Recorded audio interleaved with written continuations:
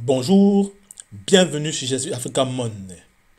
Je m'appelle Patrice Siem, promoteur de cette chaîne, Je suis Africa Money, et la vidéo qui va suivre est un extrait de mon livre Au prénom de l'Afrique. Mais avant d'entrer dans le vif du sujet, je vous informe que notre partenaire Argent Livre et la Startup Academy France organisent une conférence formation à Paris ce samedi 23 avril 2022 avec le très excellent Dr Claudel Noubissier qui sera présent en personne en tant qu'orateur principal. Cet événement est une grande première à ne surtout pas manquer, donc si vous voulez en savoir plus, je vous invite à cliquer sur le lien en description et à réserver votre place. Grâce à notre partenariat avec Argent Livre, vous avez droit à 30% de réduction en passant par ce lien. Alors, n'hésitez pas à en profiter. Au prénom de l'Afrique. Africain, qui es-tu et quel est le sens de ta vraie histoire? Par Mansa Yim. Collection Afro-développement personnel. Chapitre 1. Le plus grand traumatisme de l'histoire de l'Afrique noire. Il me semble évident de commencer par la grande histoire de l'esclavage des Noirs, plus précisément la traite négrière transatlantique, vu l'envergure de son impact. D'ailleurs, le caractère unique, de par sa cruauté et son ampleur, de ce phénomène dans l'histoire de l'humanité pousse un certain courant de pensée africain à attribuer un nom bien dédié à la traite négrière transatlantique. Un nom qui vient des Africains et qui tient compte du point de vue africain sur le phénomène, afin que l'histoire de la chasse cesse enfin d'être racontée seulement du point de vue du chasseur. Ce nom dédié est Yovoda. Le Yovoda désigne cette cruauté exceptionnelle des esclavagistes européens vis-à-vis des captifs africains noirs réduits en esclavage. Cette cruauté exceptionnelle s'est manifestée à toutes les étapes de l'entreprise esclavagiste, depuis les arguments martelés sans considération morale pour animaliser la personne noire afin de justifier le projet fomenté contre elle, jusqu'à la manière absolument atroce et abominable dont elle était traitée une fois débarquée aux Amériques, en passant par les étapes de sa capture et de son transport à travers l'océan Atlantique, étapes dont les conditions extrêmement violentes et effroyables ont provoqué un immense hécatombe en termes de pertes en vies humaines noires africaines. Le Yovoda désigne tout cela à partir d'une langue africaine, plus précisément la langue Fon du Bénin. Langue dans laquelle Yovo signifie le blanc européen et Da signifie cruauté. Si vous avez écouté l'extrait de mon livre jusqu'ici, cela démontre que vous avez identifié tout l'impact potentiel qu'il peut avoir dans la transformation pour le meilleur de nos jeunes frères et sœurs africains, car un bon livre fait toujours de son lecteur quelqu'un de meilleur d'une manière ou d'une autre. Cependant, pour finaliser l'écriture de ce livre et le sublimer davantage, j'ai besoin de vous. Si je te considère comme un Africain qui veut impacter positivement l'avenir de notre continent, l'Afrique, en participant à l'écriture d'un livre sensationnel qui va marquer durablement notre génération et les générations à venir d'Africains, alors tu es la bonne personne dont j'ai besoin. Clique sur le lien en description pour me communiquer ton adresse mail. De cette manière, tu pourras avoir accès à plusieurs choses. Premièrement, tu auras le privilège d'être ajouté au groupe privé des autres Africains qui, comme toi, ont décidé de participer à la finalisation de l'écriture du livre Au prénom de l'Afrique afin de le sublimer. Tout ce que tu auras à faire, c'est d'écouter les extraits audio du livre qui te seront envoyés une fois par semaine par email et donner ton avis et tes suggestions d'amélioration du livre. Deuxièmement, tu auras ainsi accès gratuitement et avant tout le monde à l'intégralité de la version actuelle du livre Au prénom de l'Afrique en format audio. Troisièmement, et surtout très important, en t'inscrivant à cette liste email, tu auras le privilège de précommander le livre Au prénom de l'Afrique avant sa sortie officielle avec 60 à 70% de réduction sur son prix de vente. Alors, n'attends plus. Clique sur le lien en description, inscris-toi et rejoins-moi dans cette formidable expérience d'écriture qui va contribuer à la prospérité de notre continent. En attendant, je te souhaite une bonne écoute de la suite de cette vidéo.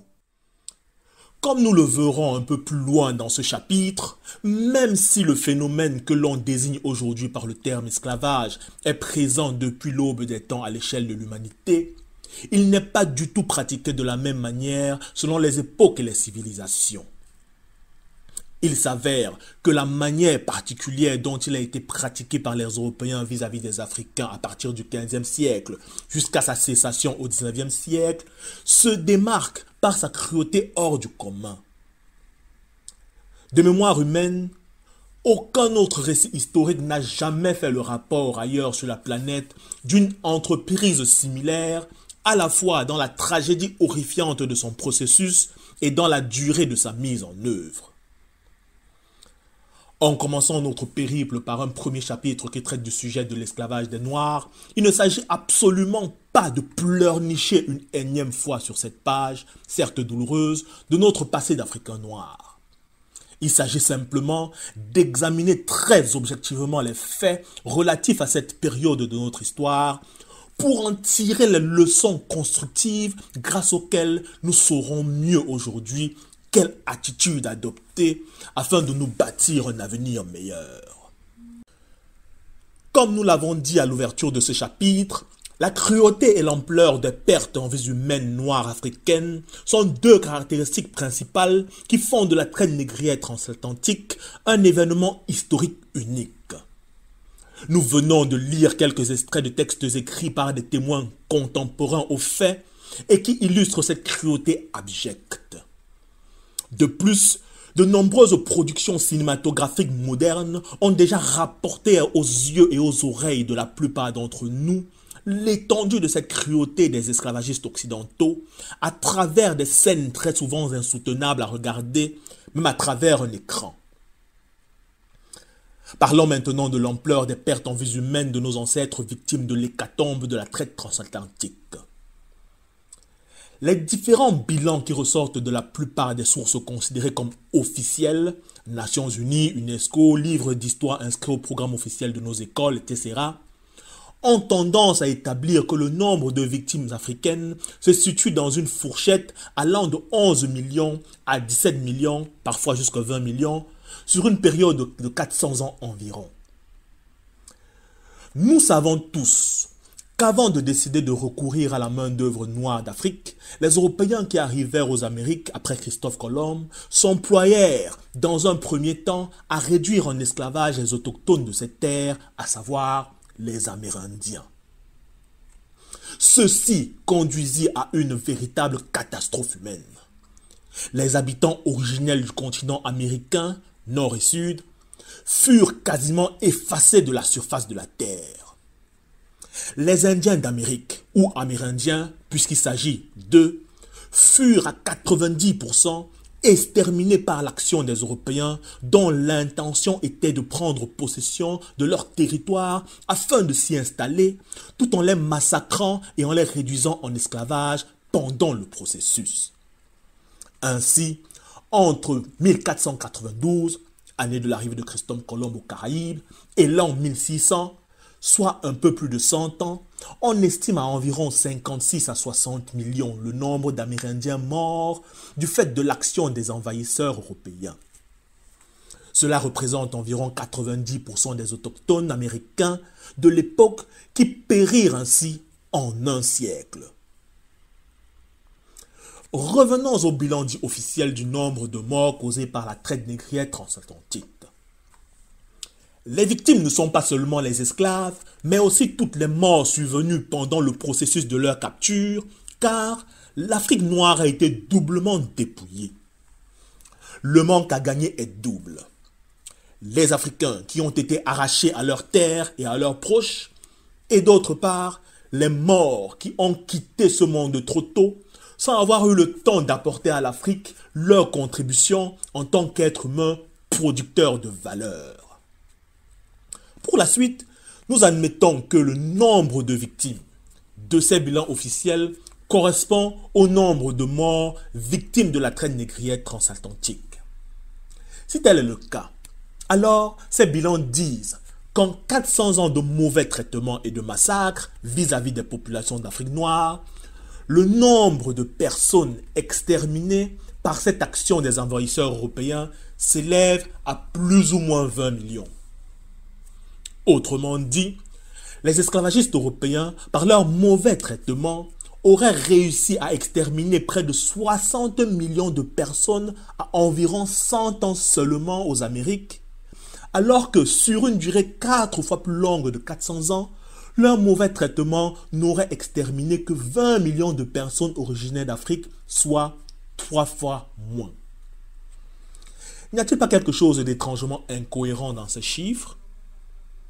Pourtant, le mode opératoire, c'est-à-dire les mauvais traitements, de ces esclavagistes européens était quasiment le même. Attaquer directement ou indirectement en provoquant ou alimentant des conflits, les autochtones, les massacrer ou les pousser à se massacrer entre eux dans des circonstances conflictuelles, ensuite réduire les survivants en esclavage et enfin maltraiter ces esclaves en les tuant à la tâche.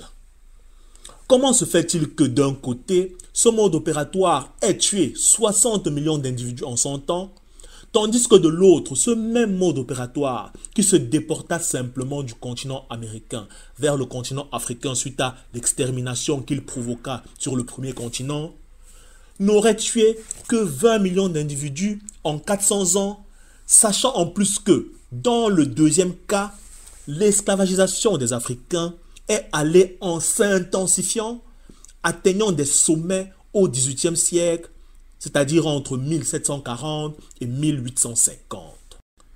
D'aucuns me diront, comme je l'ai souvent entendu depuis mon enfance, que les Africains étaient plus forts physiquement ou psychologiquement que les Amérindiens, raison pour laquelle ils ne furent pas exterminés comme eux.